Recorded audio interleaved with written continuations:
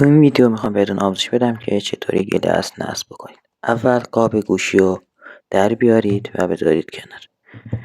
بعدش با یه دستمال که پرز نده گوشی رو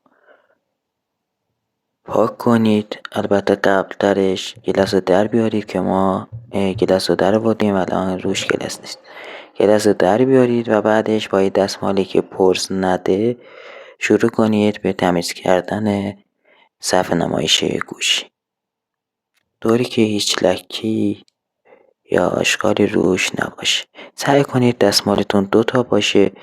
یه بار کثیفه‌های اصلی رو باهاش پاک کنید و برای بار دوم کثیفه‌های سطحی یا همون آتشخالی که روی صفحه گوشی میمونه.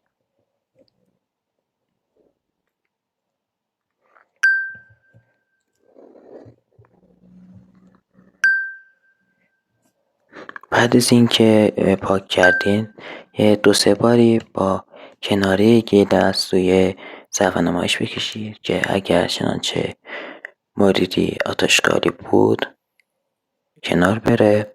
بعدش به آرامی گیلاس رو جدا کنید از تلقش. سعی کنید تلق رو بکشید تا گیلاس، چون گیلاس ممکنه بشکنه هم موقع.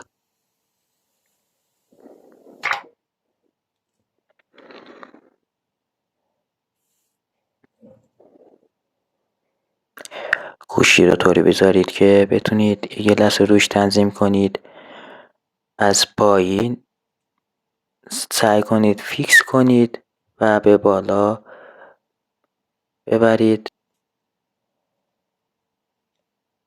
به آرامی از پایین ول کنید که آرام آرام گیلاس خودشو بگیره. اگر گیلاستون خوب باشه مثل همین آنتی استاتیک، خیلی راحت میشینه روی گوشی و میچسبه. حالا یه سری گیلاس هستن که یکم با درد سر میچسبه به گوشی.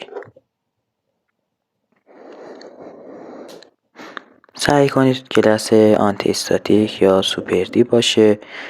نصب گیلاس های سرامیکی هم راحته مثل همین، ولی ترجیح ما اینه که از این گیلاس استفاده بکنید.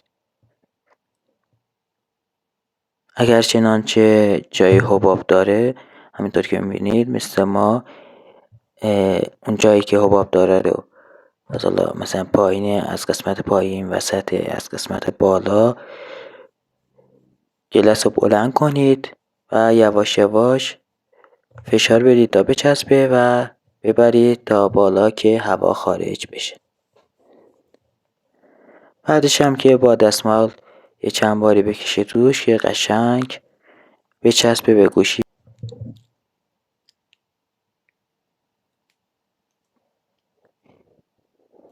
همینطور که میبینید خیلی اوکی و تمیز شد.